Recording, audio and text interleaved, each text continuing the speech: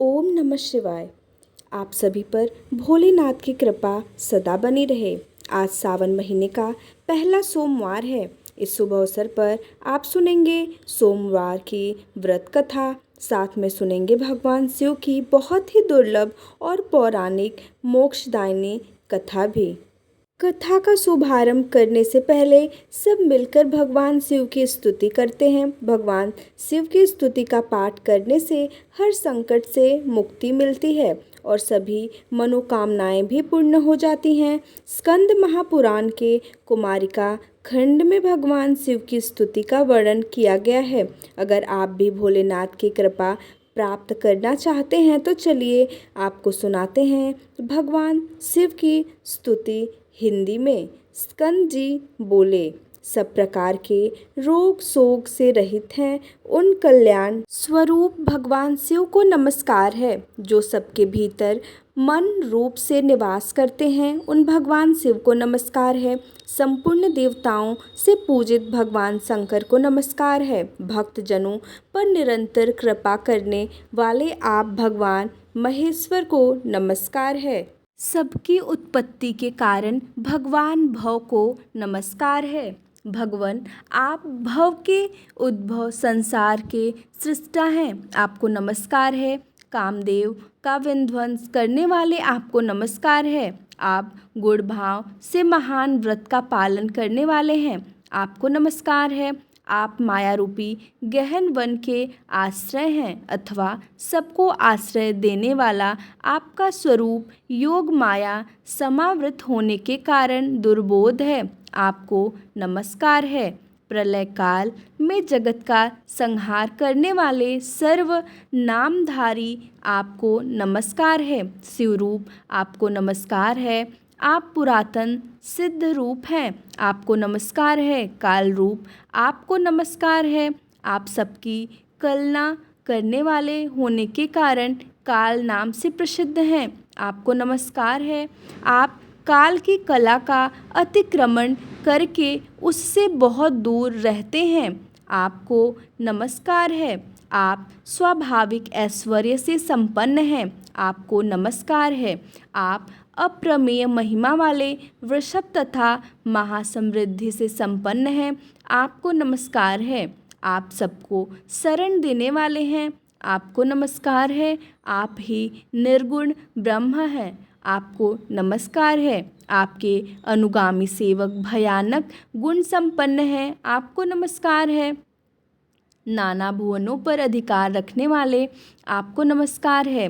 भक्तों को मनोवांछित फल प्रदान करने वाले आपको नमस्कार है। भगवान आप ही कर्मों का फल देने वाले हैं, आपको नमस्कार है। आप ही सबका धारण पोषण करने वाले धाता तथा उत्तम करता है, आपको सर्वदा नमस्कार है। आपके अनंत रूप हैं, आपका कोप सबके लिए असह्य है, आपको सदैव नमस्कार है। आपके स्वरूप का नाम कोई माप नहीं हो सकता, आपको नमस्कार है। वृषभेंद्र को अपना वाहन बनाने वाले आप भगवान महेश्वर को नमस्कार है।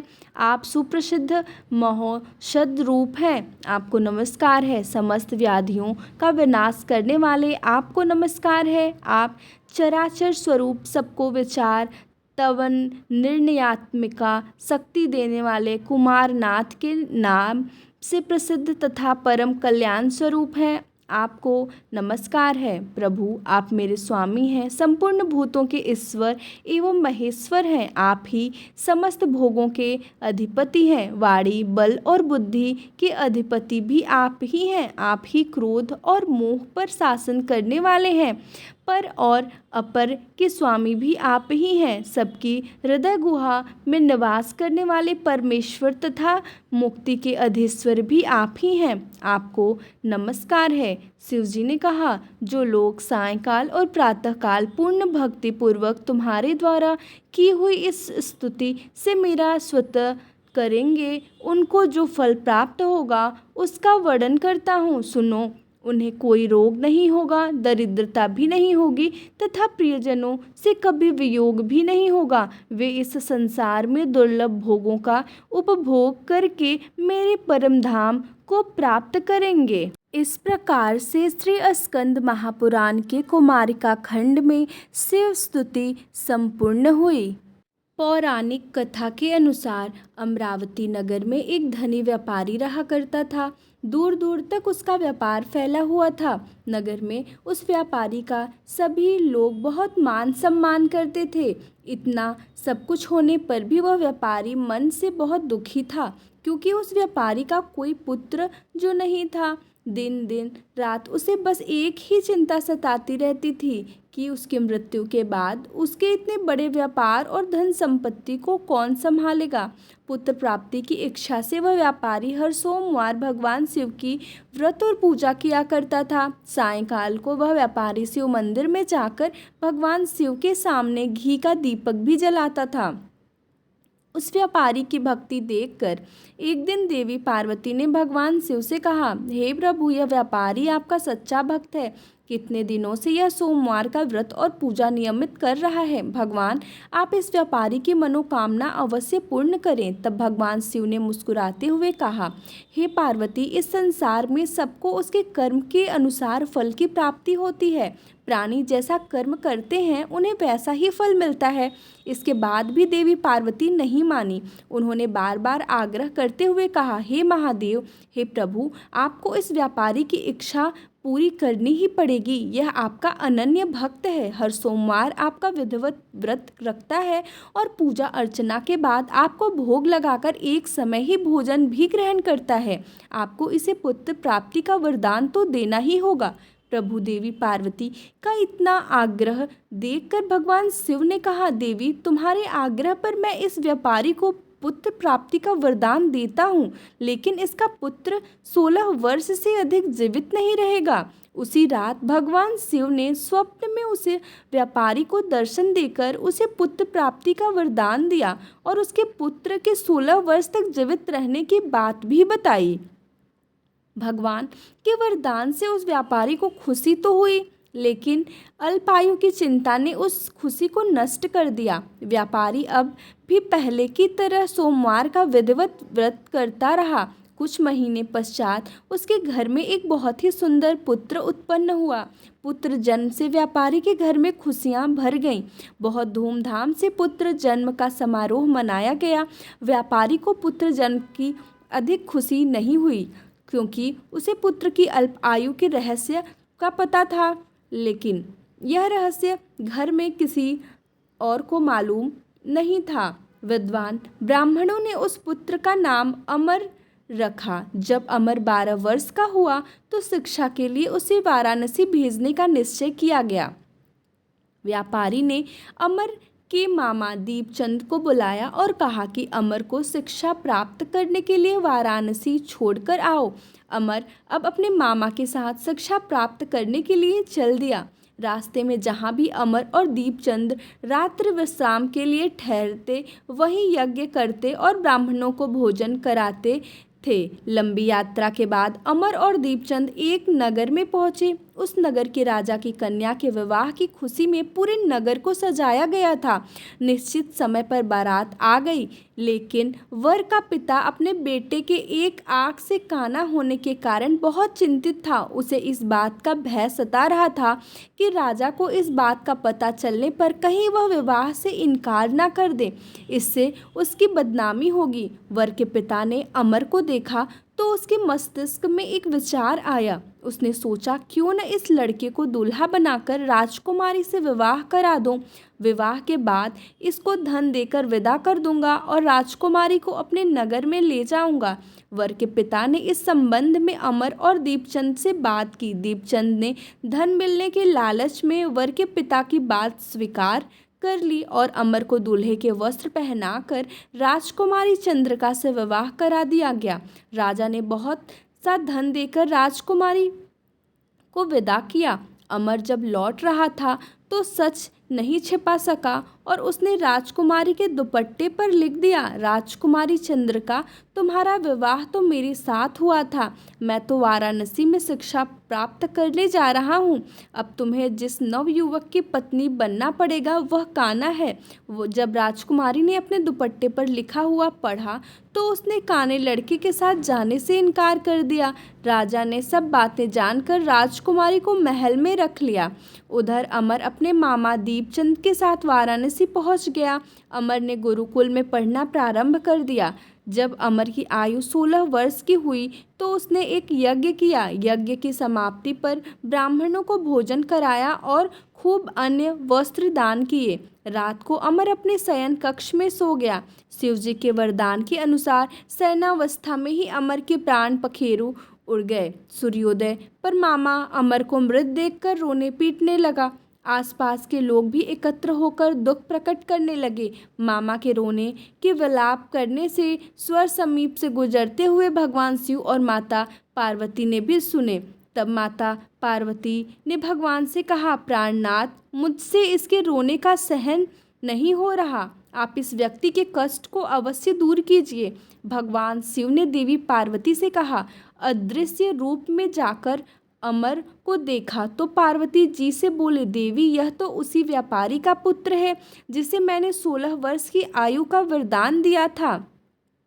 आज इसकी आयु तो पूरी हो गई।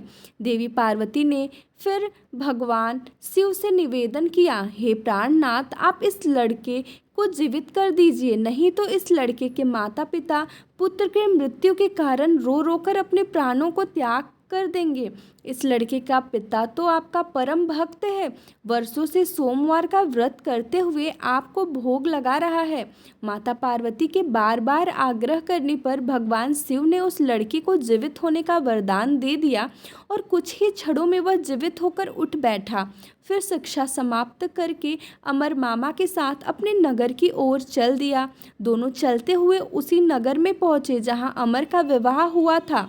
उस नगर में भी अमर ने यज्ञ का आयोजन किया। समीप से गुजरते हुए नगर के राजा ने यज्ञ का आयोजन देखा। तब राजा ने अमर को तुरंत पहचान लिया।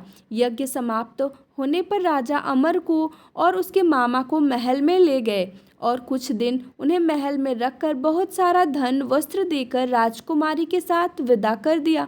रास्ते में सुरक्षा के लिए राजा ने बहुत से सैनिकों को भी साथ भेजा।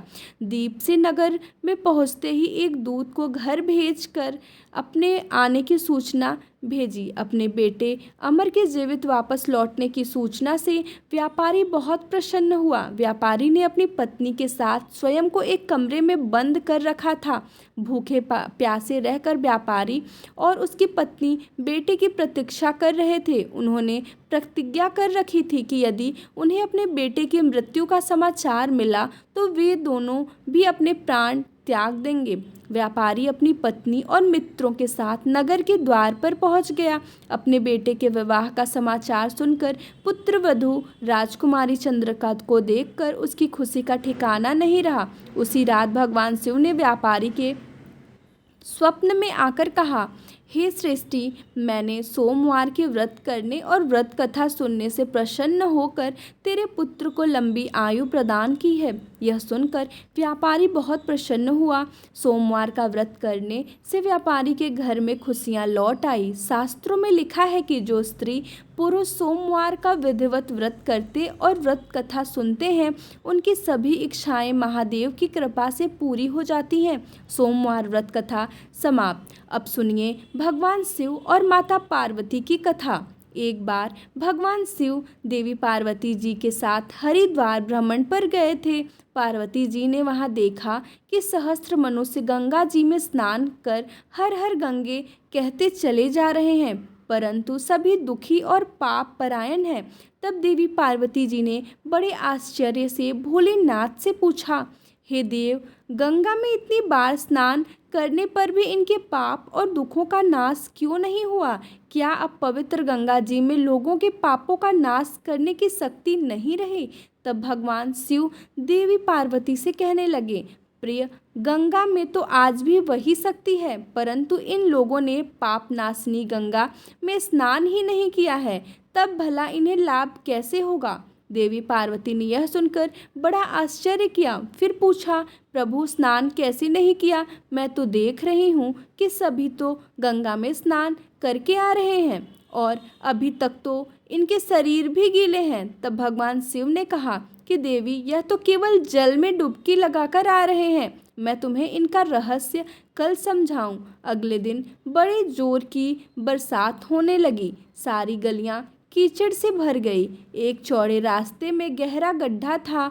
उसके चारों ओर कीचड़ ही कीचड़ भरा भरा हुआ था। भगवान शिव ने अपनी माया से एक वृद्ध रूप धारण कर लिया और एक दिन विवश की तरह गड्ढे में जाकर ऐसे पड़ गए मानो कोई मनुष्य चलता हुआ गड्ढे में गिर पड़ा हो और निकलने का प्रयास करने पर भी निकल नहीं पा रहा हो। और भगवान शिव ने देवी पार्वती को गड्ढे से थोड़ी दूर यह समझाकर बिठा दिया कि देखो, आप लोगों को सुनो सुनो कर पुकारती रहना कि मेरे वृद्ध पति अचानक गड्ढे में गिर पड़े हैं। कोई पुण्यात्मा इन्हें निकाल कर इनके प्राण बचाए और मुझ अबला की सहायता करे।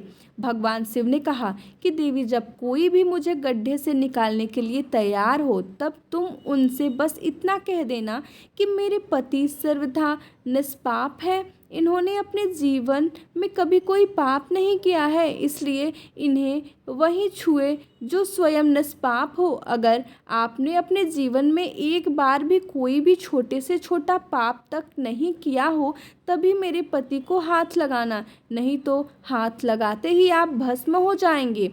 तथास्तु कहकर देवी पार्वती जी गड्ढे के किनारे बैठ गई और फिर आने जाने वाले लोगों को भगवान शिव की सिखाई हुई बात कहने लगी। उधर गंगा जी में नहाकर लोगों के समूह आ रहे थे। एक सुंदर युवती को यूं दलदल के पास बैठी देखकर कई लोगों के मन में पाप आ गया। कुछ लोग लज्जा के डर से डरे तो कुछ लोगों को धर्म का भय हुआ, कुछ लोगों को कानून से डर लगा तो कुछ लोगों ने तो पार्वती जी को यह भी सुना दिया कि मरने दे उस बुढ़े को, अरे क्यों उसके लिए रो रही है। आगे और कुछ दयालु सच्चरित्र पुरुष भी थे। उन्होंने करुणा करके युवती के पति को निकालना चाहा, लेकिन जैसे ही उन्होंने उस वृद्ध को वहां से हटाना चाहा तभी देवी पार्वती के वचन सुनकर वे भी रुक गए कि जो निष्पाप हो केवल वही उन्हें छुए, नहीं तो वे भस्म हो जाएंगे। उन्होंने सोचा कि हम तो गंगा में नहाकर आए हैं तो क्या हुआ, पापी तो हैं ही, कहीं हाथ न जल जाए। और इस प्रकार उन वृद्ध को निकालने के कारण कहीं इस स्त्री के कहे अनुसार हम खुद भस्म न हो जाएं। इस तरह सोचकर किसी की हिम्मत नहीं हुई कि वे उस वृद्ध को दलदल से बाहर निकाल पाए। सैकड़ों लोग आए और पूछकर चले गए। सुबह से शाम हो चली तब भगवान शिव ने देवी पार्वती से कहा, देखो आया कोई सच्चे हृदय से गंगा जी में नहाने वाला। तभी कुछ देर बाद एक जवान हाथ में लोटा लिए हर हर गंगे कहता हुआ वहां से निकला। देवी पार्वती ने उससे भी वही बात कही। उस नवयुवक का हृदय करुणा से भर आया। उसने भगवान शिव को उस गड्ढे से निकालने की तैयारी की। तभी देवी पार्वती ने उसे रोका और कहा कि भाई, अगर तुम पूरी तरह से निष्पाप हो तभी मेरे पति को छूना, क्योंकि अगर तुमने जरा भी पाप किया होगा तो मेरे पति को छूने से तुम भस्म हो जाओगे। लेकिन उस नवयुवक ने बिना कोई संकोच के दृढ़ निश्चय के साथ माता पार्वती से कहा, माते, मेरे निष्पाप होने में तुम्हें संदेह क्यों होगा? आपको नहीं दिखता कि मैं अभी अभी गंगा जी में स्नान करके आया हूँ? गंगा जी में गोता लगाने के बाद कभी पाप रहते हैं भला? और आपके पति को मैं अभी तुरंत निकालता हूँ। कहते ही उस नवयुवक ने वृद्ध को गड्ढे से बाहर निकाल दिया। तब भगवान शिव और माता पार्वती ने उसे अधिकारी समझकर अपना असली स्वरूप प्रकट कर उसे दर्शन देकर कृतार्थ किया। भगवान शिव ने देवी पार्वती से कहा, देवी, इतने लोगों में से बस इस एक ही ने गंगा स्नान किया है। इस दृष्टांत के अनुसार जो लोग बिना श्रद्धा और विश्वास के केवल दंभ के लिए, केवल पाखंड के लिए गंगा जी में स्नान करते हैं, उन्हें वास्तविक फल नहीं मिलता। लेकिन इसका यह मतलब नहीं है कि गंगा स्नान व्यर्थ जाता है। गंगा स्नान का बहुत पुण्य भी है। गंगा स्नान करने से सभी पापों से तो मुक्ति मिलती ही है, साथ ही मोक्ष की भी प्राप्ति होती है। ऐसा हमारे धार्मिक पुराणों में वर्णन है। यह थी आज की कहानी। आपको कैसी लगी कमेंट बॉक्स में ज़रूर बताइएगा।